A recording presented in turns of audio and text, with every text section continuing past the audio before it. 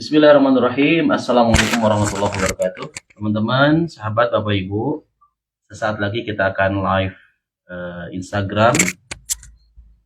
Sore ini kita akan berbagi ilmu, sharing bersama Kang Wiwit Firmansyah di program Ilmu Dasar Parenting. Kemarin ya. Ilmu Parenting, Bismillah.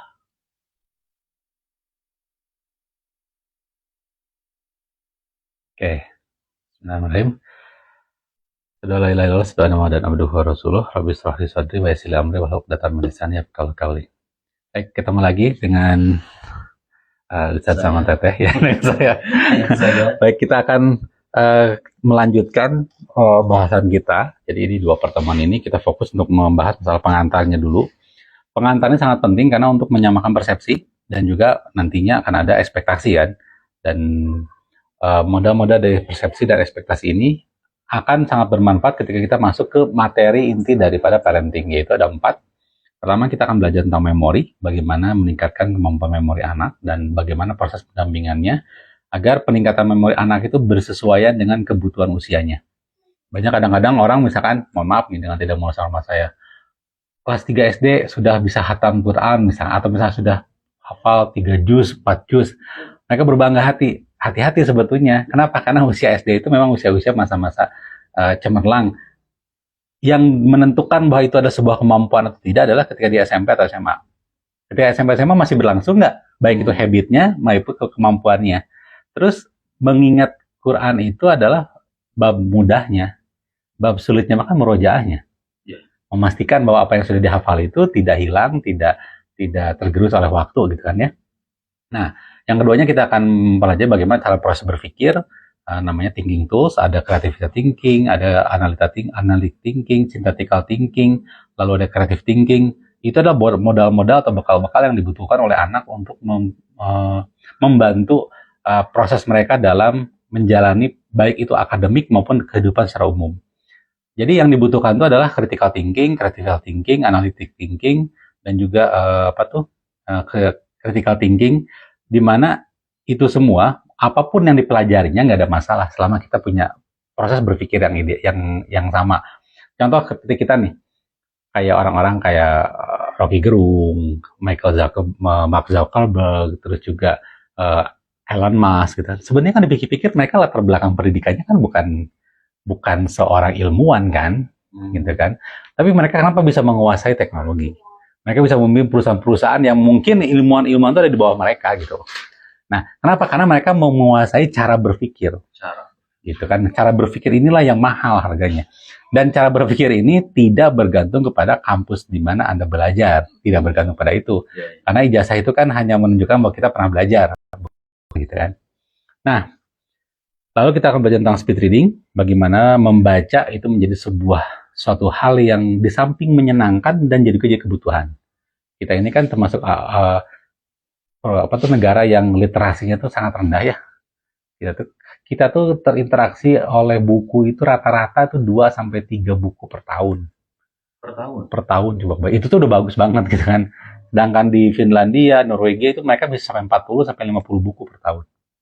Daya bacanya. Iya, kemampuan tersentuh oleh bukunya gitu istilahnya. Artinya mereka membaca buku rata-rata segitu, 40-50 buku per tahun. Jangan kita itu udah 3 buku per tahun aja udah bagus banget. Gitu kan. Nah, karena makanya netizen kita terkenal kan paling galak ya. Karena mereka tidak mempelajari dulu kasusnya, mereka nyoblak dulu baru baca gitu, bukan baca dulu baru iya, captionnya atau misalkan ya sebenarnya tidak hanya caption saja, tapi kita butuh baca dulu literasi sebelumnya gitu kan.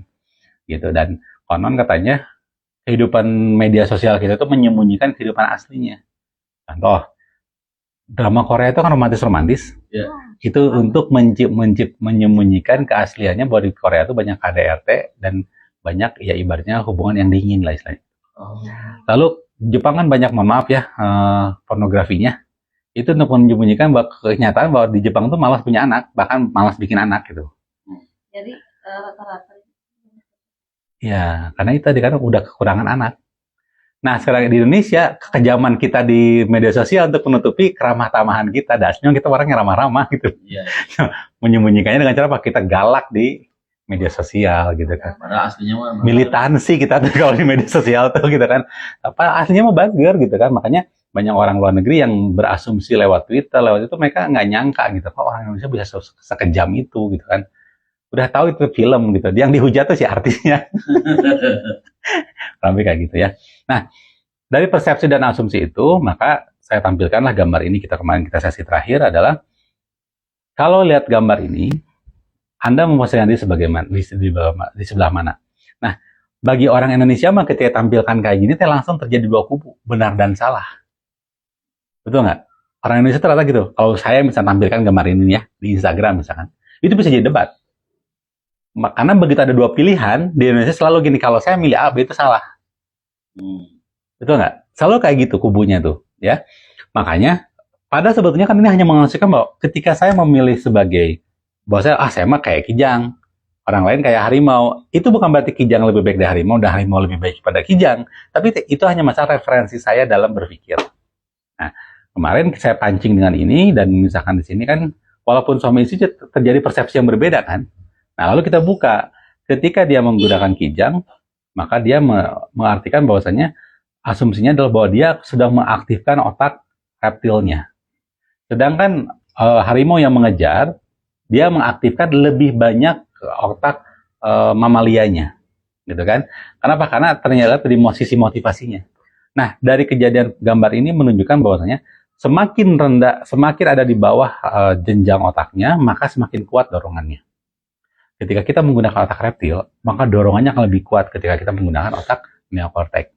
Makanya orang kalau udah marah, mau dikasih nasihat kayak gimana nggak akan ngerti gitu kan. Orang kalau udah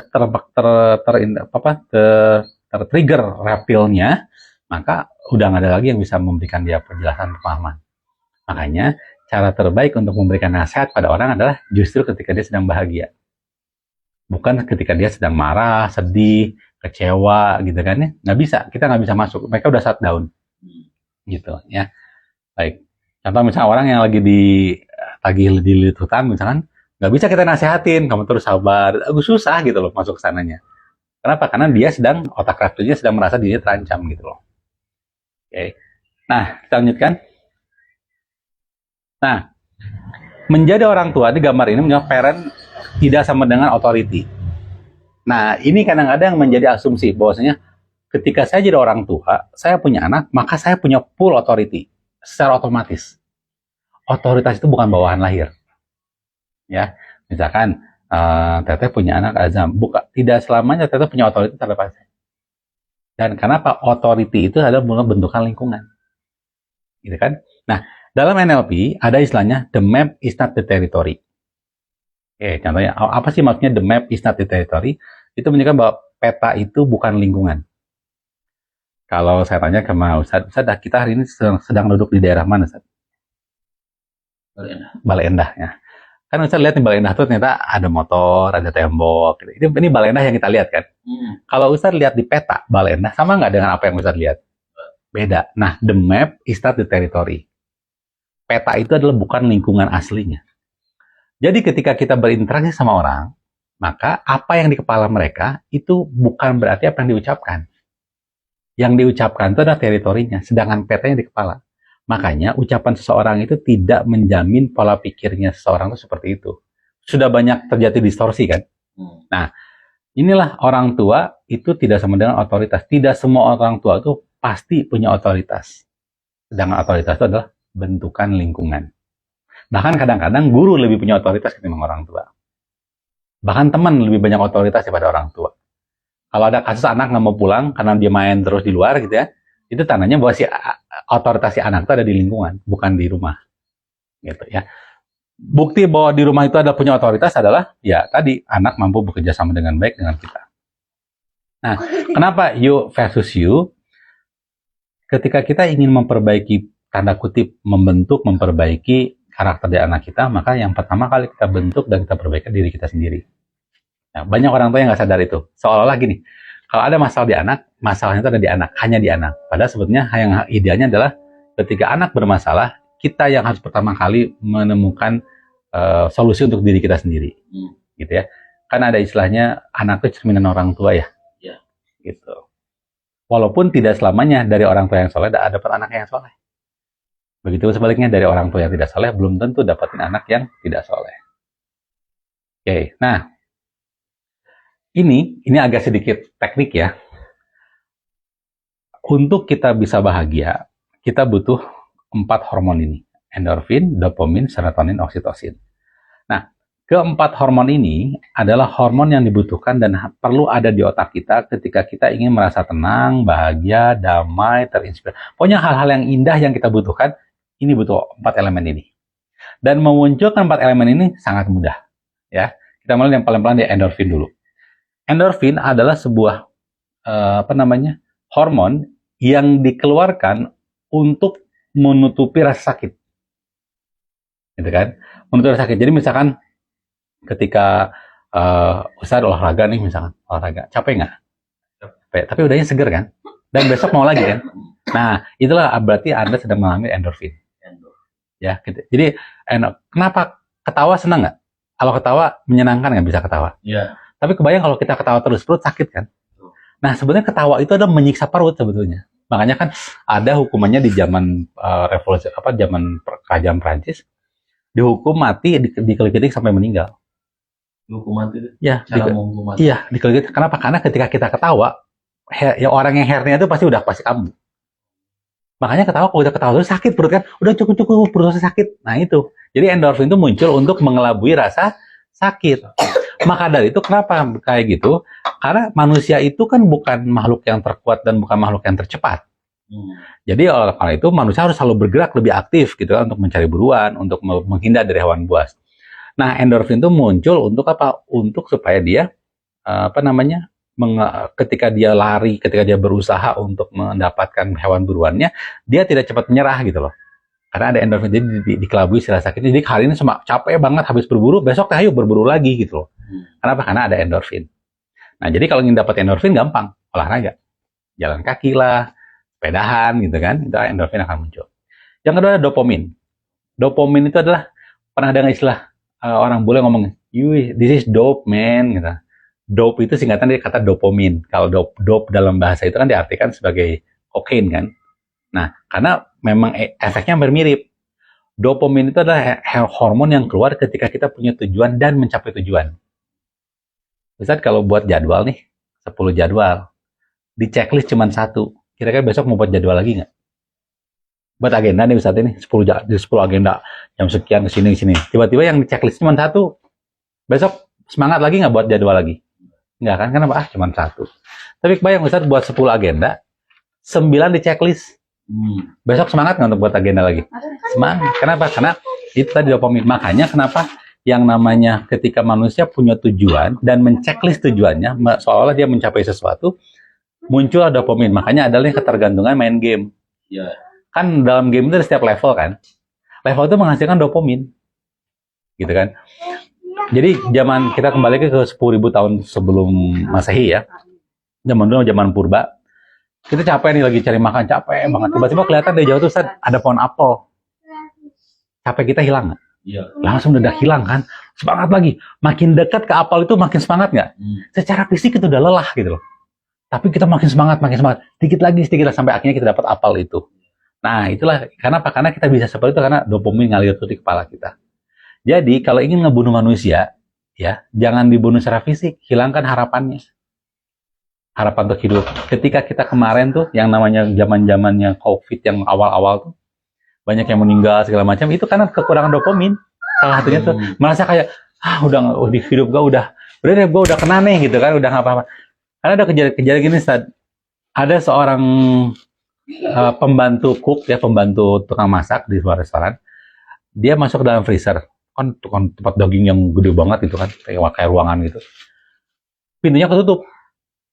Langsung kekunci dia tuh ya, dia masak kekunci. Akhirnya dia bilang, gue mati deh, sekarang udah mati. Dan beneran besoknya dia meninggal. Padahal saat yang terjadi adalah si pin penguncinya tuh nggak kekunci. Kalau bisa dibuka ya? Karena bisa dibuka. Yang kedua adalah si suhunya itu suhu ruangan. Suhu cuma 20 derajat gitu.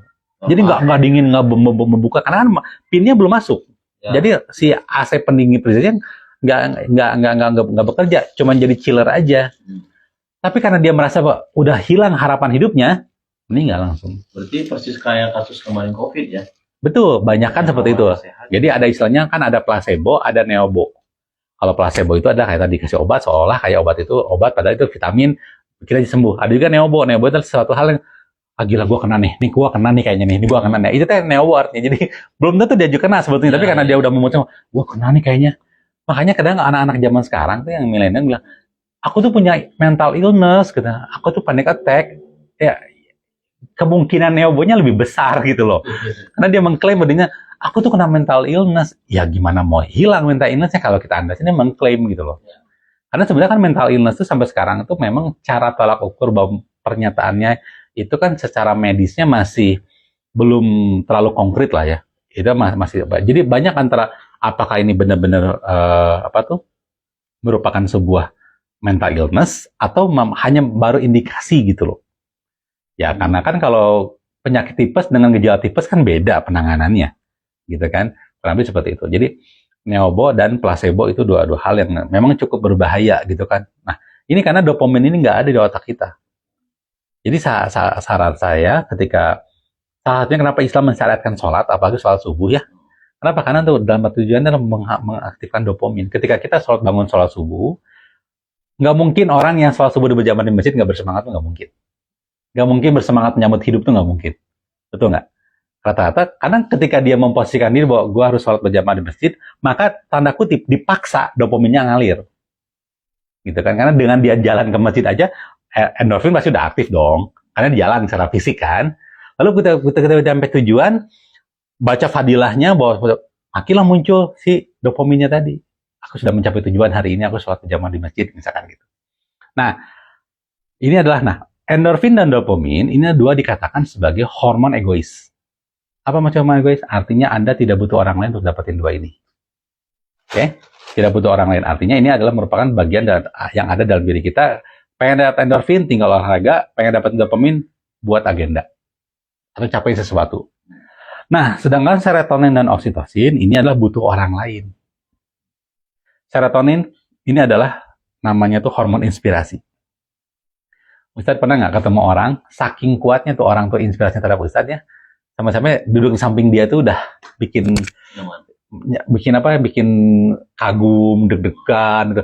Oh ini orang ini kagum banget lah. Nah ini namanya serotonin. Katanya misalkan, bayangin Azam usia 18 tahun misalkan ya, dipanggil. Ya inilah peserta kuliah terbaik dengan posisi cum laude 3,85. Muhammad Azam. Bangga nggak teh? Yang dipanggil kan Azam padahal kan? Oke, terus Azam datang ke podium gitu. Apa yang terjadi di benak Ustadz sama Teteh? Wih, bangga banget kan? Yeah. Ketika Azam ada di podium, saya tanya, dia usaha itu usaha sendiri atau usaha orang lain? Usaha sendiri kan? Pasti usaha. Nah, yang terjadi adalah Azam pasti pertama kali bilang apa? Terima kasih kepada Allah Subhanahu Wa Taala, terima kasih pada ibu, ayah, abati, ama, gitu kan ya.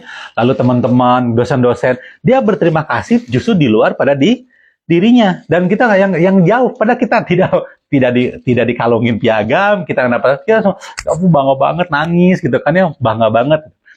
Tapi kebayang kalau Azamnya ngomong gini. Ya pertama saya ucapkan terima kasih pada diri saya sendiri karena ini adalah usaha saya.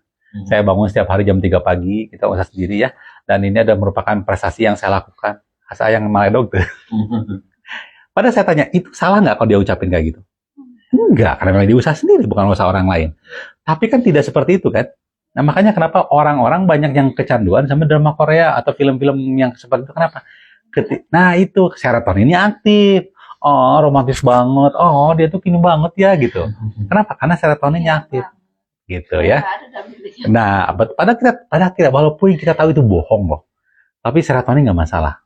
Karena dalam kehidupan manusia yang tidak tampak jauh lebih kuat ketimbang yang tampak. Gitu. Contohnya gini, masih ingat zaman dulu Bebe? Kan ada sebuah pernyataan ya. Bebe itu mendekatkan yang jauh dan menjauhkan yang dekat. Betul nggak? Di samping ada istri loh, tapi kalau selingkuhan nge-WA atau nge-BB, harus cepet-cepet dibalas kan? Tapi kalau istri manggil mah belum tentu langsung kita ya gitu kan, enggak. Karena itu bukan masalah orang itu salah atau benar banget, dan memang mekanisme otak manusia memang seperti itu. Kembali lagi, sesuatu yang tidak tampak jauh lebih kuat. Ya kan? Ustadz kira-kira kalau keluar rumah misalkan ya, mohon maaf, Pakai baju nggak? Ya. Padahal nggak ada orang loh. Pakai baju tetap. Ya kan, padahal tidak tampak, tapi karena masalahnya karena ada suatu hal yang tidak tampak yang mengontrol kita, maka kita tetap pakai baju, walaupun tidak ada yang melihat, gitu kan. Kalau Ustaz lagi saum, misalkan lagi saum, lagi di kamar sendirian, batal nggak saumnya? Atau tetap saum? Tetap saum, nggak ada lihat padahal kan? Nah, karena kan pengawasnya Anda kan tidak terlihat. Tapi kenapa Anda masih itu? Karena ya tadi, sesuatu yang tidak terlihat jauh lebih kuat ketimbang sesuatu yang tampak. Gitu ya. Nah, ini serotonin, artinya serotonin itu butuh orang lain, kita butuh terinspirasi oleh orang. Makanya kenapa dalam Quran itu 2/3-nya adalah sejarah kan? Kenapa Nabi Musa sering banget diceritakan oleh Allah Subhanahu wa taala lewat Quran? Itu tujuan untuk menciptakan serotonin agar Nabi Muhammad Rasulullah SAW itu bersemangat. Kenapa? Karena nggak kamu doang loh yang ngalamin itu. Nabi-nabi sebelum kamu pun ngalamin. Itu seolah-olah Allah ingin encourage gitu kan? Lewat apa? Ya serotoninnya diaktifkan dengan cara apa? Diberikan kisah-kisah inspiratif. Gitu kan? Kamu mungkin dari Mekah ke Madinah.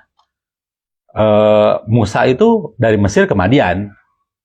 Ya kan? Anda mungkin baru berapa? 13 tahun gitu kan? Nabi Ayub itu berapa 20 tahun dia menderita gitu kan, sakit segala macam, kehilangan anaknya, kehilangan hartanya.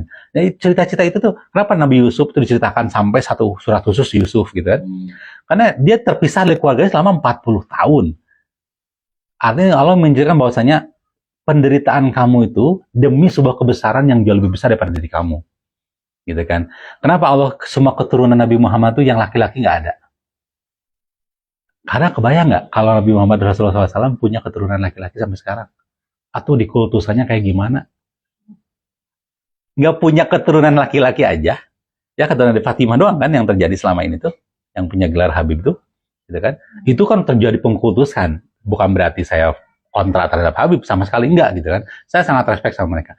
Hanya sih kebayang nggak kalau misalkan Nabi Muhammad SAW punya anak laki-laki dan sampai sekarang keturunannya masih hidup.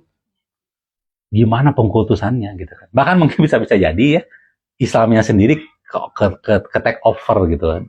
Karena kembali lagi sesuatu yang tidak tampak akan lebih kuat gitu ya. Contoh, tidak semua orang kan pernah lihat Ka'bah. Tapi kenapa mereka ingin banget ke sana, ke Ka'bah? Padahal di Ka'bah itu udah nggak ada hiburan, atau udah ya.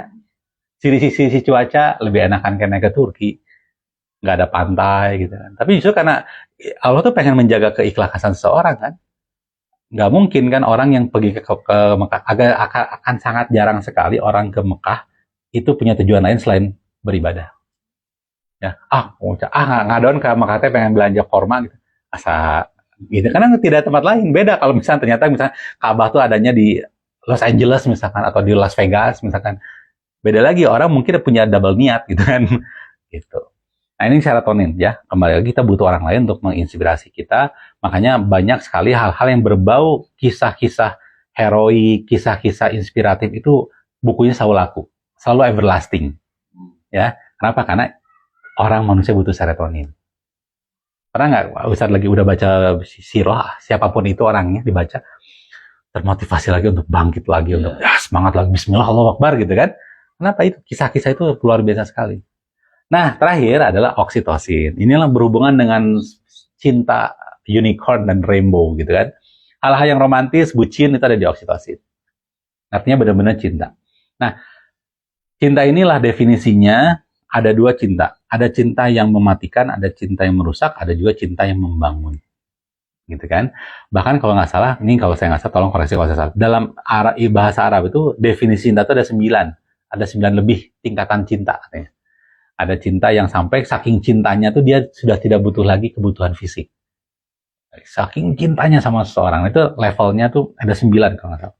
Nah, saya sendiri belum mempelajari lebih lanjut, tapi katanya ada 9 level cinta. Nah, dalam kita sebagai orang tua pun ketika kita mencintai anak kita, pertanyaannya gini. Kalau saya tanya ke Teteh mencintai Azam nggak? Teteh jawab sangat mencintai. Itu tuh bukan pertanyaan yang pentingnya. Pertanyaan pentingnya adalah apakah Azam merasa cintai nggak sama Teteh? Gitu kan? Ustaz mencintai istri Ustaz nggak? Oh, mencintai dong. Oh, itu bukan pertanyaan yang penting. Yang penting adalah apakah istri Anda merasa Anda cintai? Itu karena artinya ada tanda-tandanya soalnya orang yang merasa dicintai dengan orang yang tidak merasa dicintai. Ya. Nah, Enso ini sangat penting karena dia menentukan kualitas hidup seseorang. Oke. Enso ya. Nah, sekarang berikutnya kekuatan. Nah, grafologi ada salah satu metodologi untuk kita selalu mengetahui kekuatan kita seperti apa. Ya. Apa yang menjadi potensi kita, bagaimana merubah potensi itu menjadi aksi. Nah, graf ini kita akan coba skip dulu sekarang. Nah, prinsip dasar utama ketika kita parenting adalah ketika kita ingin memperbaiki karakter anak, maka syaratnya satu, kita harus memperbaiki hubungan dengan pasangan kita. Nah, semakin romantis pasangan, maka akan semakin mudah dibentuk karakter si anak. Gitu. Gitu. Jadi repair relationship with spouse. Kenapa ini bisa terjadi? Karena Allah pernah bersabda kan, kalau ingin memperbaiki hubungan manusia, perbaiki hubungan dengan Allah. Ya, betul, berfirman ya, sorry. Nah, artinya gini, kalau ingin memperbaiki hidup sholat gitu kan. Ya. Nah, artinya ketika hubungan yang lebih tinggi stratanya kita perbaiki, maka hubungan yang lebih rendah stratanya akan terperbaiki dengan sendirinya. Manusia dengan kholik itu tentunya lebih tinggi kholik. Kalau kita memperbaiki hubungannya dengan kholik, maka hubungan dengan manusia itu sudah nggak ada masalah. Begitupun sebaliknya, ketika kita hubungan kan spouse dengan anak tuh levelnya lebih tinggi spouse. Teteh itu harus mengutamakan Ustadz harus mengutamakan teteh ketimbang anak. Makanya kalau ada orang misalkan mohon maaf ya, berpisah atau bersama gara-gara anak, saya bilang mohon maaf banget, itu alasannya nggak tepat saya bilang. Kenapa? Anda memegang alasan suatu hal yang secara strata lebih rendah daripada Anda. Yang utama itu adalah kebutuhan spouse-nya dulu. Baru anak. Makanya saya bekerja buat siapa? Bukan buat anak istri, tapi buat istri dan anak. Istri dulu ya? Karena istri dulu. Karena istri itu selalu menemani suami. Suami itu menemani. Anak tuh nggak bisa nemenin suami gitu loh. Makanya levelnya seperti itu. Tanggung jawab kita pertama kali itu ke pasangan dulu, baru ke anak. Gitu. Nah, makanya ketika kita memperbaiki hubungan dengan pasangan, secara otomatis kita sudah memperbaiki hubungan dengan anak. Karena kembali tadi, anak melihat, dan anak tuh pengamat yang luar biasa ya. Anak tuh pengamat yang luar biasa banget. Ada sebuah kata namanya tulus atau ketulusan. Ketulusan itu nggak bisa didengar, hanya bisa dilihat dan dirasakan. Itu bahayanya. Ketika Ustadz misalkan menyampaikan ke pasangannya, aku tuh tulus banget gitu kan ya. Nah, itu tuh anak mah tidak bisa mendengar kata-kata tulus yang diucapkan Ustadz, tapi melihat dan merasakan. Gitu kan? Bagaimana berinteraksi natural atau tidak, organik atau tidak, itu anak tuh selalu melihat. Gitu ya. Jadi ini sebuah statement yang paling sulit untuk diwujudkan dari hampir semua klien-klien yang saya tangani. Kadang ada ego kan ya. Ada nanya gitu, Pak ini gimana anak saya bla bla bla. Saya langsung keluar statement ini karena udah lihat grafonya kan, ini masalahnya ada di Anda di sebagai pasangan. Tapi kan Pak, ini kan jadi banyak nyalahin gimana? Ya saya bilang gimana Anda bisa memperbaiki anak Anda kalau Anda sendiri pun nggak bisa memperbaiki hubungan Anda. Hubungkan kalau bersama karena tahu, ya, berpisah pun berpisah karena tahu, jangan karena tidak tahu. Gitu kan, jangan sampai gini, berpisah bersatu karena emosi, gitu kan. Berpisah bersatu itu harus pakai dengan pertimbangan neokorteks, jangan pakai mamalia, karena perasaan naik turun kan ya. Makanya kenapa keputusan untuk bercerai itu diberikan pada laki-laki, karena diharapkan laki-laki itu lebih menggunakan neokorteks ketimbang menggunakan emosinya, gitu kan. Iya, gitu ya. Makanya ini adalah statement yang paling sulit diwujudkan. Karena kalau berhubungan dengan anak mah ego bisa turun, drastis bisa turun. Ya. Seorang suami yang lagi marah sama istrinya, wah, keluar dari rumah tiba-tiba bilang, "Pak, anak sakit. Bisa luluh nggak?" Nah, itu makanya kadang-kadang banyak orang yang mempertahankan dan berpisah itu gara-gara itu, padahal itu enggak, itu hanya plester doang. Gitu kan? Nah, karena kekuatan dari sebuah rumah tangga itu yang betul itu adalah ini. Saking pentingnya, misalnya saking punten yang bukan ngaguruan nih, saking pentingnya ada 3 kegiatan aktivitas yang kata Allah selain ibadah, maka semua kegiatan itu adalah sia-sia kecuali 3 hal. 1, latihan panah. 2, ngurus hewan kuda perang. Yang ketiga nih, bercandanya suami istri. Sampai selevel itu bayangkan coba. Betapa pentingnya, saking sampai-sampai Allah menganggap itu bukan perbuatan yang sia-sia. Ya, maka mungkin bisa dikatakan kalau asumsi saya pribadi, ini selevel dengan ibadah. Hubungannya ada dengan apa? Ngasih nafkah batin. Gitu. Makanya Rasul kan hadis-hadis yang setelah di Madinah itu kan kayak lari dengan Aisyah gitu kan, mencontohkan seperti itu kan butuh bermain gitu kan, bercanda gitu kan, interaksi gitu kan. Makanya dan ini kalau bisa tidak, coba lihat dalam sunnahnya kan tidak melibatkan anak kan. Artinya ketika ada interaksi yang ingin ada bonding antara suami istri, anak jangan dilibatkan dulu. Karena Anda butuh hadir sebagai seorang individu, istri pun hadir sebagai seorang individu, dan kita menjadi dua orang individu yang saling mencintai. Anak aja, karena begitu ada anak, kita udah nggak netral lagi. Bisa jadi kita lebih pro pada anak, lebih riuh ke anak gitu kan. Gitu, kurang lebih seperti itu ya. Jadi walaupun gampang diucapkan, kenyataannya tidak semudah dan seindah ketika diucapkan. Ya, termasuk saya ngomongnya gitu kan. Ini perjuangan seumur hidup, karena kita tahu pernikahan itu adalah merupakan ibadah yang paling lama, dan saking lamanya kita nggak bisa nentuin akhirnya kapan. Ya, oke.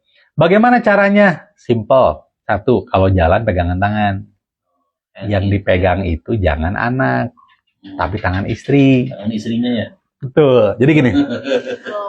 Saya bilang tadi, masih ingat tadi Edsel kan?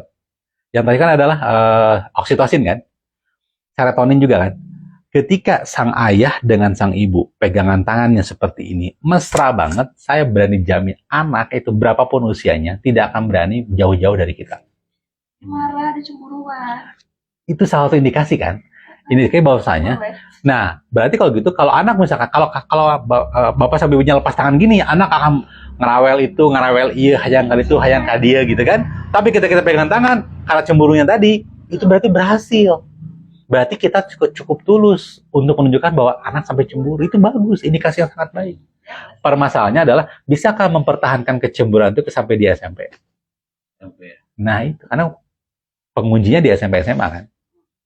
Maka ketika dia SMP dan SMA selalu ada benak, wah si mamanya si papa mama mesra wae duaan.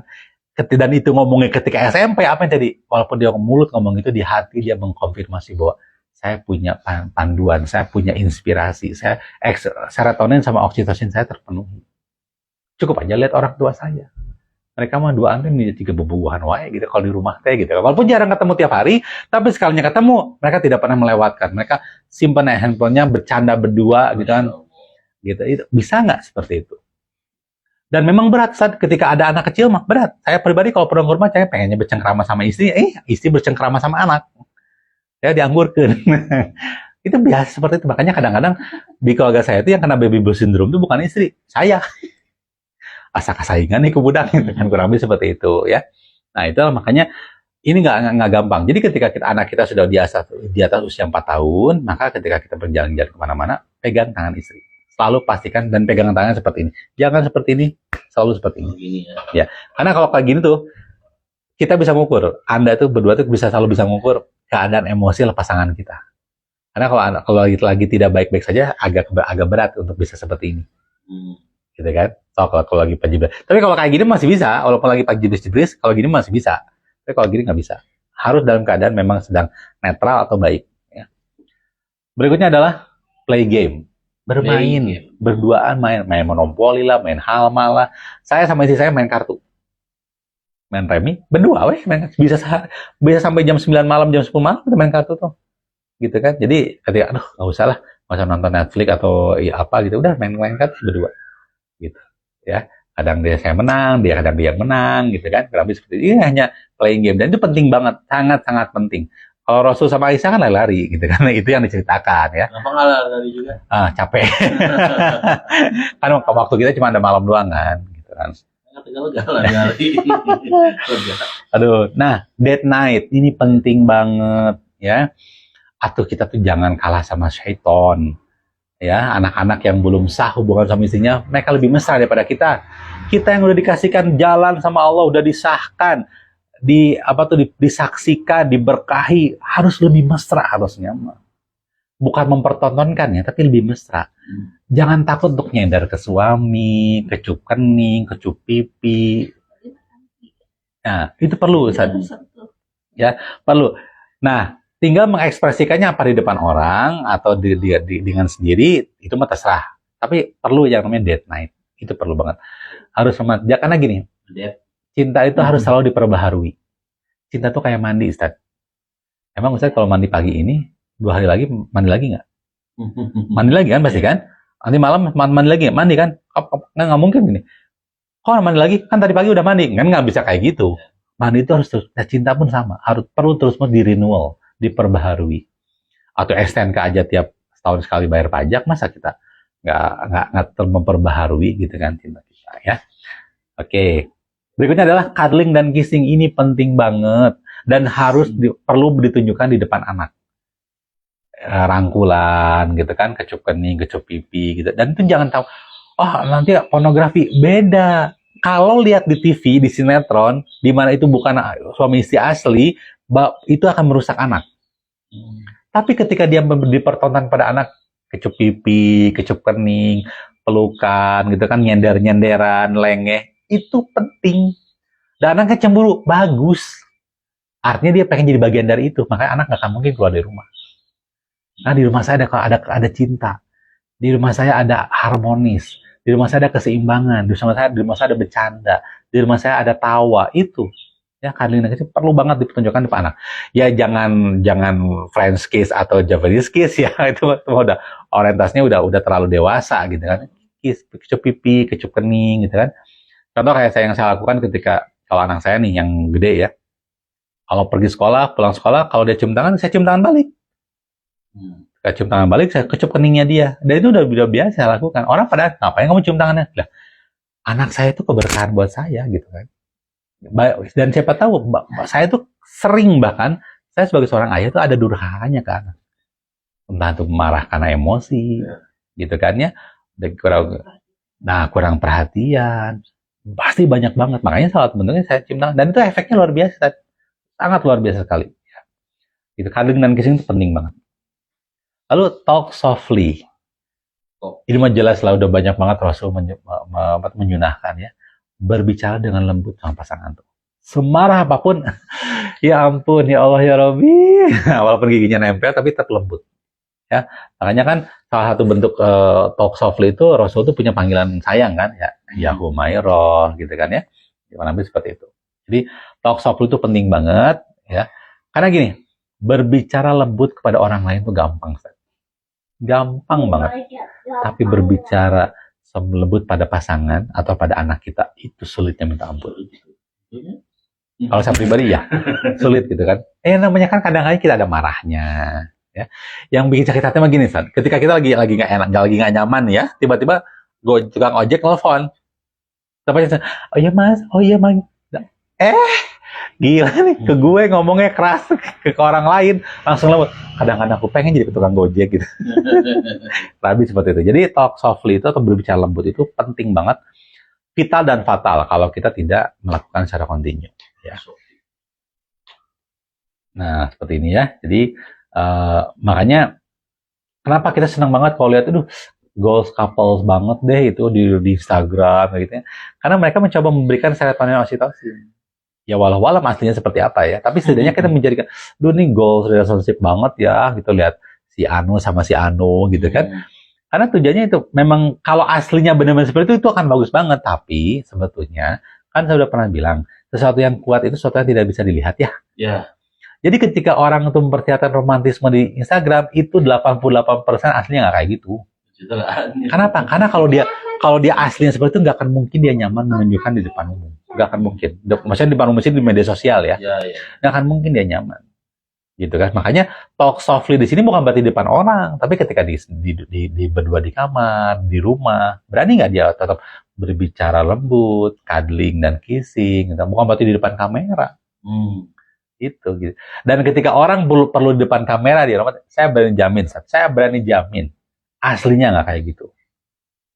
Tapi kalau orang misalkan, contoh gini lah, orang yang ganti status gitu kan ya, status WA, display picture, itu saya berani menyimpulkan keputusan saya, itu kesimpulan asumsi saya sendiri ya. Saya berani menyimpulkan bahwa there's something wrong dengan ketenangan hatinya. Nah, kalau orang yang tenang, kalem, tahu tujuan hidup, menikmati hidupnya, nggak perlu ganti-ganti display picture dan nggak perlu juga tuh masang-masang status WA. Kecuali memang ada tujuan, artinya tujuan mempromosikan gitu kan ya, tujuan-tujuan untuk menginformasikan.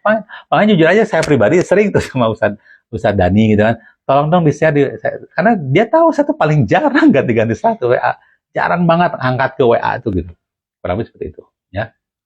Nah, jadi kembali kalau di depan kamera perlu sangat berhati-hati ya. Nah, karena ini bagaimana cara kita memperlakukan pasangan kita itu mendefinisikan karakter anak kita. Ya, kalau anak kita laki-laki, dia belajar bagaimana seorang laki-laki itu memperlakukan perempuan. Kalau anak kita perempuan, dia belajar kualitas laki-laki yang perlu dia cari itu seperti apa. Makanya anak perempuan itu menikahi karakter ayahnya. Ya kan? Dan anak laki-laki itu berinteraksi sesuai dengan karakter ayahnya. Makanya kalau anak laki-laki nih dekat sama ayahnya, coba lihat deh. Rata-rata player. Jadi gampang dikagumi sama perempuan, gitu kan, ngumpul sama cowok lagi, gitu. Pedenya tinggi, egonya pun tinggi. Kalau perempuan dekat sama ayahnya dan mendapatkan bahasa ayah yang kuat, apa terjadi? Dia nggak butuh laki-laki lain dalam hidupnya. Mau pacaran, nggak pacaran, cuek aja. Kalaupun udah dekat sama cowok terus ditinggalin, nggak masalah. Kenapa? Karena dia tahu ada seorang laki-laki di rumahnya yang selalu siap memberikan ketenangan sama dia. Gitu. Nah, nanti kalau misalkan kayak saya nih punya anak perempuan, gitu, tapi ada kayak waktu kencan sama anak saya berdua, nggak ada istri, nggak ada ibunya, gitu kan? Berdua sama anak saya, nonton lah, makan lah. Walaupun kadang-kadang kita jarang ngobrol gitu ya, tapi dengan ada kencan itu aja, bonding nggak akan terus terjaga. Kita selalu bisa ngukur level anak kita ada di mana, gitu ya. Jadi how you treat your spouse define the character of your child. Oke, nah musuh daripada cortisol itu ada namanya kortisol. Kortisol itu hormon stres. Nah, kita kembali sedikit. Nah, ini dia. Kenapa si kijang ini larinya lebih cepat? Karena di otak reptilnya ada hormon kortisol. Di mana hormon kortisol itu ada hormon stres, di mana ketika ada hormon kortisol maka menjadi sel pertumbuhan kita berhenti. Lalu sistem imunitas kita berhenti. Di mana si energi yang digunakan untuk imunitas dan pertumbuhan itu dimasukkan, dilimpahkan ke otot-otot. Makanya kalau orang stres ototnya tegang kan, menegang karena itu. Nah, kortisol itu tidak didesain untuk terus ada di otak kita. Misalnya kalau lagi mimpi nih, gitu kan, padahal ada isi saya, udah. Nah, ketika itu teh kortisol lagi dinetralisir. Cirinya adalah kita napas menghela panjang. Makanya kalau kita udah lepas dari alhamdulillah ya Rabb. Nah, itu kortisol lagi dinetralisir. Kortisol itu tidak didesain untuk berlama-lama ada di otak reptil. Karena kalau kortisol ada di otak reptil, tadi kan ada dua fungsi yang berhenti kan? Fungsi imunitas dan fungsi sel pertumbuhan. Ya kalau lagi stres mah nggak butuh tumbuh kuku kan? Ya kan? Dan imunitas dikorbankan. Tapi masalahnya, ketika kita dengar ambulan nyung, kortisol bisa masuk. Mending kalau sekali. Dalam sehari 3 kali kita dengar nyung. Nah, itu dia. Atau bisa juga gini. Tiba-tiba ada kabar. Ada PHK. Selama 2 minggu ini akan terjadi PHK. PHK massal. Deg-degan nggak? Yeah. Itu kebayang setiap orang itu ketika masuk ke kantor itu dalam keadaan ada kortisol di kepalanya. Maka selama 2 minggu itu kualitas hidupnya dia pasti drop. Kenapa? Karena selama 2 minggu itu sel pertumbuhan berhenti. Imunitas juga nggak ada. Karena stres setiap hari. Gitu. Nah, makanya kenapa Allah sampai mengulang 2 kali. Dalam setiap kesulitan ada kemudahan. Nah, itu untuk memberikan itu supaya jangan mengkondisikan, supaya Allah bisa manusia bisa mengkondisikan bahwa ketika ada kortisol masuk ke dalam kotak, ingat loh, Allah tuh selalu menyertai setiap kesulitan itu dengan 2 kemudahan. Kurang lebih seperti itu. Ya, jadi, nah inilah kenapa, karena di si kijang ini ada kortisol. Ya. Jadi walaupun si harimau ini dia didorong oleh hanya mamalia, tapi dia tidak ada kortisol di kepalanya. Kalau ini si kijang ini dia memang lari lebih cepat karena ada kortisol. Kalau si kortisol itu tidak netral, yang terjadi apa? Dia bisa stres sendiri dan bisa mati karena stresnya itu. Gitu ya. Stres itu jauh lebih membunuh ketimbang penyakit jantung. Ya, karena apa ya? Karena fungsi jantung itu diatur oleh Kortisol, otak reptil kan, otak reptil musuhnya adalah kortisol. Oke, ya. Nah, tadi kan happy ya, ini P pertama. Larangan, perintah, dan aktivitas. Ini 3 hal yang sebetulnya jarang sekali orang tua berinvestasi untuk sedikit memperhatikan hal ini. Orang tua lebih condong, lebih sering melarang kan. Nggak boleh ini, nggak boleh itu. Jangan ini, jangan itu. Saya tanya, probabilitas anak nurut lebih besar apa kecil? Kecil. Udah kecil kenapa dipakai terus? Karena nggak tahu ilmunya lagi gitu kan. Nah, terus perintah ya, betul nggak? Perintah, aktivitas, maksudnya gini. Yang dilarang dan diperintahkan itu berupa sifatnya berupa aktivitas. Ya, nah, kita masuk sini. Nah, jadi daripada kita fokusnya hanya di larangan, di perintah sama aktivitas, maka kita hanya berpegang pada sebuah statement. Seorang ayah itu adalah pahlawan pertama anak laki-lakinya.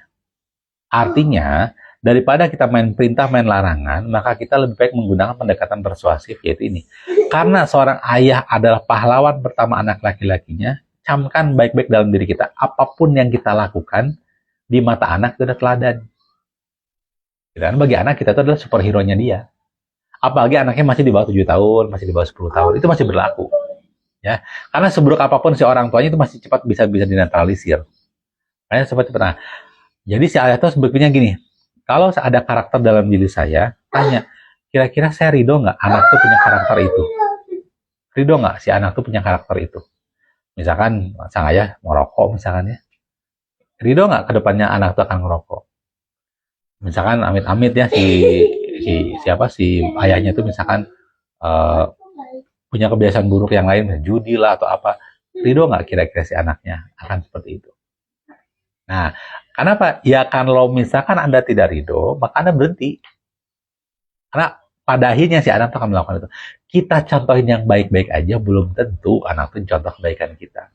Apa buktinya? Nabi Nuh gimana nggak kurang nabi apa coba kan? Anaknya tetap aja kan? Nah, kurang lebih seperti itu. Jadi tetap aja, a dad is son of first hero. Ini dia ya. Dan entah kenapa gambaran-gambaran itu benar-benar menghipnotis kita kan. Serotonin aktif kan kita ngeliat gambar-gambar ini. Gitu ya. Nah. Oh ya, satu lagi. Kalau laki-laki meluk, itu nggak boleh lebih dari 2 detik. Meluk ke siapanya? Ke anaknya, anak laki-laki ya. Laki-laki dan laki-laki itu kalau melukan tuh nggak boleh lebih dari 2 detik. Plak, dah lepas. Karena lebih dari itu, seksual. Kecuali kalau sama anak perempuan. Kalau anak perempuan lama. Idealnya itu 10 detik, 20 detik. Kalau dengan anak perempuan ya. Karena menciptakan bonding. Katanya Muhammad. Peluk sebentar. Itu kotornya. Oke. Nah, kalau punya anak perempuan, a dad is a daughter first love. Cinta pertamanya anak perempuan itu adalah ayahnya. Ya, kembali lagi. Kalau ayah punya anak perempuan, dia akan bertanya sama dia gini. Rela nggak kira-kira kalau anak perempuannya menikahi karakter kayak dia? Itu aja. Itu menjadi sebuah awareness bagi kita pada laki-laki kalau kita punya anak perempuan untuk mengikis karakter-karakter buruk dalam diri kita. Ridho nggak nih kalau kita apa adanya kita nih karakter seperti ini, persis ada orang yang karakternya persis banget kayak kita, ridho nggak dia menikahi anak kita? Gitu ya. Nah,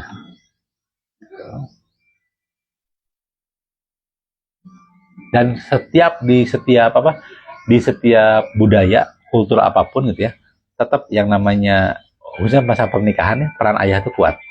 Mau muslim atau nggak muslim. Betul nggak? Ya, karena memang itu sudah menjadi sebuah kebutuhan default ya. Oke, yang P kedua adalah personal touch. Nah, personal touch itu berhubungan dengan sentuhan ya. Nah, people don't buy what you do, people buy what you believe. Ini kalau dalam diartikan secara harfiah adalah orang tuh nggak akan percaya dengan apa yang kalian katakan. Ya, orang tuh nggak akan percaya dengan apa yang Anda lakukan. Itu mencerminkan bahwasanya ibadah itu tidak menjamin keimanan seseorang. Ya kan? Tapi orang tuh percaya atau membeli atau yakin dengan apa yang Anda yakini. Contoh gini. Kalau saya misalkan meyakini bahwa yang namanya kejujuran itu sebuah prinsip gitu kan, yang benar-benar saya yakini banget, maka otomatis saya tidak akan sering-sering ngomong masalah kejujuran, tapi saya mengimplementasikan dalam kehidupan sehari-hari. Saking seringnya saya mengimplementasikan, sampai-sampai saya tidak perlu menjelaskan pada orang lain kalau bahwa itu orang jujur.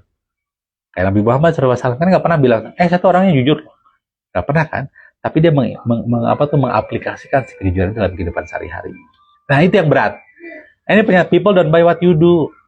Misalkan saya berucap, saya sholat berjamaah di masjid setiap hari, itu tuh kalau kalau kita andalanya cuma itu doang, itu nggak bisa. Tapi ketika kita bersikap, bereaksi, ya, people, karena reaksi kita kan berdasarkan belief kita. Ada orang misalnya, ini kisah nyata saja, seorang tukang kupat tahu. Ini kisah nyata. Dia tuh kalau lagi jualan, tiba-tiba ada, maka dia langsung ke masjid. Ya, Bapak kalau mau bayar simpan aja di sini, bayarnya ambilnya kembaliannya. Dia pergi ke masjid. Selalu kayak gitu. Suatu saat diontrog sama warga. Ternyata anaknya melakukan perbuatan yang kurang berhubungan dengan anak perempuan dari keluarga yang lain. Oke? Diontrog itu kan pasti malu dong. Si bapak itu langsung masuk ke dalam rumah. Dia bilang, oke, tunggu sebentar, saya masuk ke rumah. Hitungin 5 menit, 10 menit, setengah jam, sampai sejam nggak keluar-keluar. Didobrak rumahnya. Ternyata si bapak itu menggorok lehernya dengan menggunakan pisau yang biasa dipakai untuk ngiris kupat tahu. Coba, secara du'nya, dia tuh, ya ampun, setiap sholat tuh selalu masjid. Tapi masa beliefnya ketika ada masalah, beliefnya dia nggak muncul. Keyakinan dan imannya dia nggak muncul. Sampai dia mengakhiri hidupnya. Ini kisah nyata dan miris banget. Gitu kan? Itu menunjukkan bahwa saya makin yakin bahwasanya ibadah seseorang itu tidak menunjukkan keimanan seseorang. Karena keimanan seseorang itu ditunjukkan ketika dia dapat masalah. Betul nggak? Tapi seperti itu. Bagaimana reaksinya? Ya. Jadi, people don't buy what you do, people buy what you believe. Makanya kan namanya personal touch. Artinya bagaimana personality kita berpengaruh. Termasuk kita juga, kalau kita bilang, ayah tuh sayang sama kamu. Anak mah, kan bilang tadi, ketulusan tidak bisa didengar. Ya, hanya bisa dilihat dan dirasakan. Bagaimana Anda memperlakukan pasangan, itu yang dilihat oleh dia. Dan bagaimana dia merasakan kehadiran kita, ketulusan kita itu ketika ada di sampingnya dia bisa merasakan apa enggak. Ya. Oke. Lanjut. Oke, nah ini secara fisik, nanti kita akan ada di materi VIK Attitude, bagaimana cara menyentuh anak perempuan, dan bagaimana cara menyentuh anak laki-laki. Kalau di sini kan khusus berarti akan kita bahas masalah anak laki-laki ya. Fokus di situ. Jadi nanti kita jadikan Azam sebagai model. Ya, bagaimana cara menyentuh yang terbaik. Nah ini saya siapkan di pertemuan ke-5. Ya. Karena kita seharian kita akan bahas masalah sentuhan. Ini penting banget karena sentuhan ini bisa membentuk karakter seseorang dan juga bisa menularkan doktrin atau belief. Ya, tergantung bagaimana cara kita menyentuhnya. Ya. Nah, karena saking pentingnya sentuhan sampai-sampai Islam, agama kita perlu meregulasi sentuhan, betul nggak? Kan di Islam kita diregulasi kan? Ya kan? Kita nggak boleh nyentuh selain muhrim. Itu artinya di agama sini langsung meregulasi gitu. Allah sendiri, kenapa? Saking kuatnya yang sentuhan. Karena kalau itu tidak penting, ngapain diregulasi? Ya, tidak perlu ada aturan kan? Gitu, seperti itu. Oke. Nah, terakhir adalah your word are power, level point of view. Jadi ketika kita berinteraksi dengan anak, kalau kita memang tanda kutip terpaksa perlu menggunakan kata-kata, maka kita perlu berhati-hati dan perlu pandai-pandai memilih kata-kata yang kita ucapkan. Karena setiap kata-kata kita mengandung level point of view. Ya. Contoh misalnya gini, ketika anak lagi main sesuatu, jangan main itu. Refleks seperti itu kan. Point of view-nya apa coba? Justru anak akan penasaran kepada hal yang kita larang. Ya, sering saya ucapkan kan, jangan bayangin mobil warna merah. Tuh kan, point of view-nya malah ngebayangin mobil warna merah kan. Nah, itu dia. Nah, oleh karena itu, kalau saya pribadi ketika dulu ngajar di Cambridge, saya selalu menggunakan ini. Pas mau pergi, mau pulang, okay, students, for tomorrow, please, do not read page number 15. Okay? Do not read. Okay. Apa yang terjadi? Mereka semua baca. Ya kan? Dan itu selalu saya lakukan. Makanya besok ada kuis. Materinya tidak terdapat di buku halaman sekian. Tidak. Apa yang terjadi? Mereka baca buku itu. Ya kan? Nah, oleh karena itu makanya karena pentingnya word kita ketika kita memilih kata-kata itu sangat penting. Karena apa? Karena itu menentukan level point of view dari lawan bicara kita. Dalam hal ini adalah anak. Ya. Nah, dalam menentukan level point of view, di samping kata-kata perlu juga atributnya. Apa itu atributnya? Kata voice. Kenapa sih ayah tuh selalu bisa membentuk karakter anak? Karena ayah punya suara yang udah diunggulkan. Nada suaranya rendah. Oke? Voice. Suara itu pertama rendah dan bergelombang. Dulu waktu jadi announcer, diajarin kan, kalau yang namanya announcer selalu boleh cepat, tapi selalu tetap rendah dan bergelombang. Kenapa? Karena nada suara tinggi itu mengaktifkan gaya belajar visual. Contoh misalkan kalau ada yang manggil, Anton! Yang kebayangkan, pasti bakal dicarekan. Betul nggak? Iya. Padahal belum tentu loh. Kita waktu kecil dulu kalau nyamper, Anton, orang ngomong, itu refleks seperti itu kan? Nggak, Anton, orang ngomong! Nggak gitu kan? Maka, nah itu kan, itu refleks loh. Ya, kita nggak pernah ngajarin kan? Daerah tertentu kan ada nadanya tinggi. Nah, itu biasanya memang karena daerah kayak Betawi kayak gitu, tapi tetap bergelombangnya mah. Ketika ada acara upacara adat, apa yang terjadi? Dia kembali kepada defaultnya dia. Karena dia tahu ini penting. Makanya saya tanya, menurut Anda penting nggak berkomunikasi sama anak? Bukan berarti setiap kita ngomong harus kayak gini, bukan. Hanya di saat-saat ketika kita ingin tanda kutip memberikan doktrin, memberikan perintah, memberikan nasihat. Gunakanlah nada suara yang bergelombang.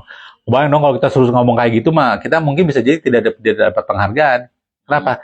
Karena orang jadi imun gitu kan. Makanya kan kalau kita ngomong seperti itu, begitu jadi MC misalkan ya, hadirin sekalian, saatnya. Nah, jadi perubahan orang, wah sengeh gitu kan. Kalau sehari-hari ngobrol biasanya nggak, ya pakai normal apa tuh, pakai suara normal aja gitu. Tapi ketika kita ingin menekankan sesuatu, Sholat contoh gimana? apanya? Perintah sholat. Perintah sholat, nah bukan pas perintahnya. Dan bergelombang. Nah, kalau untuk yang namanya sholat, jangan pernah merintah tapi ngajak. Yuk, nah jadi gini, Ustadz tahu kan kalau yang namanya soal ulangan, pasti kan diketahui ditanyakan dulu ya, nggak langsung ngerjain dong. Ya. Sama dalam sholat juga. Daripada bilang, ayo kita sholat, jangan berat buat anak mah sholat. Kita pakai metode setan. Berikan yes kecil untuk dapatkan yes besar. Ikut yuk sama ayah yuk. Kemana? Yuk ikut aja dulu. Kita WC, cuci kaki, cuci tangan. Udah dulu. Jangan bawa dulu sholat. Udah dulu. Dah. Yuk ambil saja dah. Yes kecil untuk dapatkan yes besar. Makanya kalau antum ke bengkel, kalau punya mobil ya, kadang-kadang gitu. Pak ini butuh ini yang kecil-kecil dulu. Ini kayaknya butuh ini. Oh iya, sok ganti ya. Pak. Sampai akhirnya nanti ganti ban. Serius, kayak gitu. Kenapa? Itu dalam metode marketing. Anak kita tuh sebenarnya sedang bermarketing pada anak kita. Lu jual, gue beli gitu loh istilahnya gitu kan. Nah, jadi gunakanlah yes kecil untuk mendapatkan yes besar. Ya sama kan, setan kalau menggoda kita kan nggak langsung, maksiat, nggak gitu kan. Apalah, dia WA, balas. Kan cuma WA ini gitu kan. Nah, gitu kan. Nah, pelan-pelan, lama-lama langsung, ya udah. Lama ngajak. Nah, ada ketemuan ini kan kamu. Tahu kan? Ini lama ngajak ke BIP. Ya, gitu. Kayak pegang pertama, pegang pertama, haram. Wah. Pegang kedua, haram. Ketiga, halam. Keempat, halam. Kelima, halal. Gitu. Selalu seperti itu ya. Jadi, hati-hati karena itu tadi, yes kecil untuk dapatkan yes besar. Itu bisa digunakan untuk kebaikan, bisa digunakan untuk buat keburukan. Tapi yang menang sering keburukan ya. Gitu ya. Makanya coba lihat, mulai dengan adanya seolah-olah pakai hijab itu adalah sebuah apa ya, pembatasan hak perempuan gitu kan. Ya, jadi kayak ketika di penyiar TV nggak pakai hijab, yang penting nggak seksi, rambut terurai, masih tertutup loh. Tapi lama-lama kan, coba lihat 10 tahun yang lalu, mohon maaf nih ya, kita lihat TV, mohon maaf lihat cleavage, tahu cleavage belahan, asa jarang ya. Apalagi di TV gitu kan, wah tertutup lah. Iya, betul. 10 tahun yang lalu loh ya, ini tahun 2010 gitu kan ya, tahun 2011 masih jauh. Sekarang Masya Allah ya, ulah dicari takir lah YouTube mah udah jelas-jelas parah gitu kan. Ini mah cara TV aja, ya kan? Saya lihat, saya mengamat 10 tahun ini baru 10 tahun loh, gitu ya. Jadi voice itu penting banget Nada gunakan ada suara rendah dan bergelombang ketika kita. Nah, berikutnya adalah kalimat. Nah, kalimat-kalimat ini penting banget. Kalimat itu ada kalimat yang sifatnya bisa untuk menguatkan. Ya. Nah, kalimat yang paling kuat itu adalah kalimat pertanyaan. Oke? Contoh misalnya gini. Tapi ingat, kalimat pertanyaan jangan kalimat pertanyaan yang menginterogatif sifatnya. Atau enggak nyindir, atau enggak sifatnya itu sarkasme. Misalkan suami pulang. Nah, jam berapa ini? Jam berapa? Itu sarkasme itu. Nah, gitu, itu sarkasme. Ya. Nah, itu nggak boleh. Kenapa? Karena kembali lagi ketulusan nggak bisa didengar, hanya bisa dilihat dan dirasakan. Ya. Walaupun Anda ngomongin pertanyaan, itu sebenarnya menghakimi kan. Gitu. Nah, jadi pertanyaan itu adalah statement yang kuat. Tapi ada tipenya. Ada pertanyaan yang menguatkan, ada pertanyaan yang melemahkan, ada pertanyaan yang menyelaraskan. Yang menguatkan, melemahkan, kenapa perlu melemahkan? Iya, anak harus dilemahkan. Misalkan, anak tuh terlalu kuat main gadget, berarti harus dilemahkan dong. Ya, anak terlalu lemah dalam semangat sholat, berarti harus dikuatkan dong. Gitu. Nah, pertama untuk menguatkan. Kalau untuk kata-kata yang menguatkan, kita gunakan kata apa, bagaimana, dan siapa. Akhirnya itu ya. Jadi apa, bagaimana, siapa. Gimana contohnya misalkan gini. Ada orang sedih banget misalkan nilainya jelek. Anak-anak kita nilainya jelek. Sedih banget misalkan ya.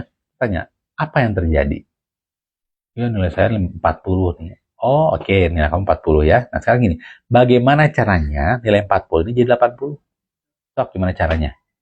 Ceritain. Nah, apa yang bisa ayah bantu? Apa yang bisa abati bantu? Gitu kan? Jangan, oh kayaknya susah banget. Oke, sekarang gini, cari orangnya siapa yang bisa dari nilai asalnya nilai 40 bisa berubah jadi 80. Pasti ada kok. Atau kalau nggak dapat siapanya, Anda jadikan sebagai contoh diri sendiri. Kamu nilai 40, dulu mah abati bisa dapat nilai 20. Wah itu stres banget Babat itu. Tapi mikir-mikir lama-lama, kok orangnya bisa, kok Bapak nggak bisa. Jadi gitu. Jadi ketika memberikan contoh ini, jangan kasih contoh yang agul. Wah kamu mah Bapak itu dulu nggak pernah ranking jelek ya. Selalu nilai bagus. Nah itu cara pencontohan yang sangat-sangat buruk. Kalau mencontohkan selevel itu sama mereka. Ah kamu masih mending, Bapak dulu lebih buruk. Nggak masalah. Itu namanya white lies. Gitu kan? Nggak masalah. Dan kita kasih dia inspirasi struggle-nya. Perjuangan kita untuk bisa bangkitnya, kita ceritakan. Gitu. Ya, oke. Terus itu yang menguatkan tadi, atau yang kedua ya yang melemahkan. Yang melemahkan itu gimana? Kita tanya mau sampai kapan. Nah ini pertanyaan ini dikatakan ketika anak udah usia di atas 10 tahun. Di bawah 10 tahun belum bisa. Malah jadi bercanda nanti anaknya. Hah? Sama apa? Tapi mau sampai kapannya itu jangan ada embel-embel lain. Mau sampai kapan mainnya? Nah itu jangan. Itu langsung hilang. Kita tanya mau sampai kapan. Apanya mau sampai kapan? Ya, kamu jawab mau sampai kapan. Karena ketika tanya mau sampai kapan, diri kita udah mau sampai kapan apanya. Kalau tiba-tiba saya nanya ke Ustaz, mau sampai kapan Ustaz? Anehnya tuh, di kita otak kita langsung memberikan, otak kita kan nggak bisa menerima sesuatu yang tidak sempurna. Langsung otak kita sendiri menghakimi mau sampai kapan ngajinya atau mau sampai kapan misalkan ininya, itu dengan sendirinya kita munculkan. Nah, tugas kita adalah dengan bertanya mau sampai kapan, gitu ya. Tapi nggak boleh ada embel-embel ya. Nah, ini makanya karena butuh level berpikir yang bagus, maka dikeluarkan ketika anak usia 10 tahun ke atas. Nah, yang ketiga adalah menyelaraskan. Ini yang perlu banyak dipelajari oleh orang tua. Ketika anak misalkan kurang bisa diajak kerjasama, terus kita pengen anak itu ngerti keadaan kita seperti apa, gitu kan. Jangan paksakan anak untuk ngerti keadaan kita, tapi kita selaraskan dengan cara kayak gini.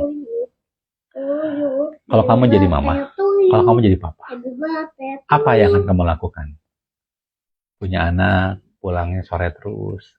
Usia untuk usia Nah, ini usia 10 tahun ke atas. Ya, kelas 3. Kelas 3, kelas 4, gitu. Ya, jadi gini, kalau kamu jadi, misalkan anak pulang telat lulus, sini, papa mau ngomong, duduk. Nah, gitu. Kamu mau nanya, kalau kamu jadi papa, apa yang akan kamu lakukan? Punya anak sering pulang sore, gimana sih? Nah, gitu. Jadi supaya dia punya asumsi bahwa, oh, karena kita jangan menghakimi dia kan, gitu ya. Nah, jadikan si rasa bersalahnya itu berubah menjadi kekuatan untuk berubah. Jangan sampai rasa bersalahnya dia berubah menjadi benci. Ketika kita hakimi, kamu pulang sore terus, nggak mikir apa? Nah, jangan tanya rasa bersalah, Makanya anak tuh kan takut pulang, aduh, gila gue baru telat nih pulang nih gitu kan. Nah itu rasa bersalah kan, kita pulang rasa bersalah itu masih ada, pasti ada. Tapi karena kita langsung disemprot sama kita, kamu langsung si rasa bersalah itu berubah jadi benci. Kenapa? Karena dia merasakan, gue sudah merasa bersalah nih, makanya saya pulang. Dapatnya diginiin, tahu gitu mending gak pulang. Nah, bisa jadi seperti itu ya. Jadi kalau kamu jadi saya apa yang, nah ini pun bisa dilakukan saat kalau Ustadz mengalami hal yang canggung. Misalkan kita udah deket nih, tapi dia melakukan kesalahan nih. Ditegur saat udah deket, nggak ditegur dan dia melakukan kesalahan. Bisa lakukan ini. Coba, Ana dapat kabar kayak gini. Kalau kamu jadi Ana, apa yang akan kamu lakukan? Siapapun ya. Kalau ada hubungan yang canggung ya, artinya Anu secara pribadi dekat, tapi dia melakukan kesalahan gitu. Dan itu pun saat itu merugikan kita bersama gitu. Kayak gitu. Nah, oke, untuk hari ini pengantar cukup sampai di sini. Nanti kita habis ini kita akan banyak praktik. Karena kan saya lihat papan tulisnya belum ada ya.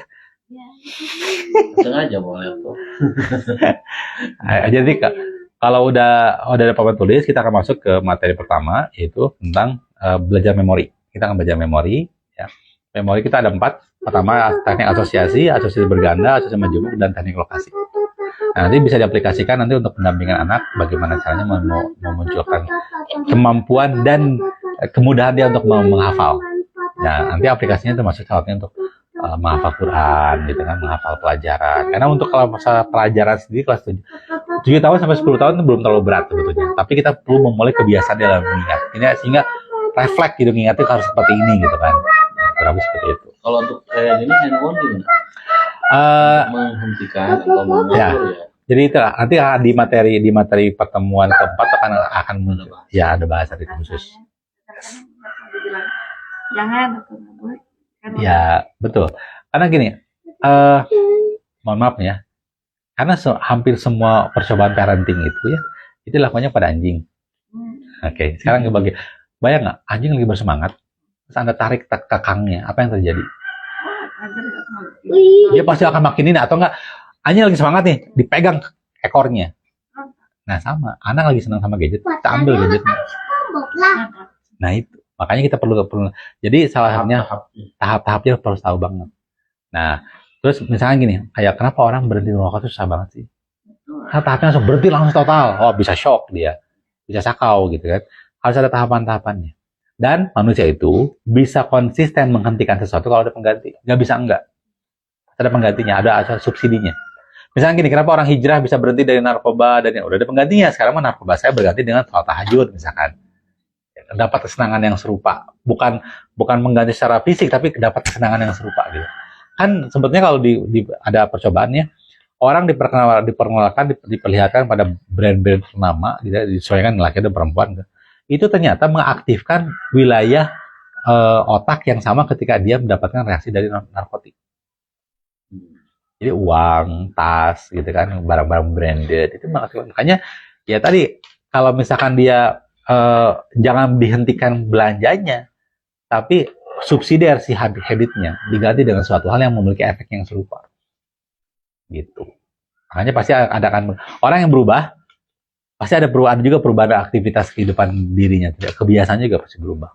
Jadi kalau ingin merubah seseorang, maka kita rubah kebiasaannya. Atau enggak minimal kondisikan keadaan di rumah kebiasaannya. Gitu kan.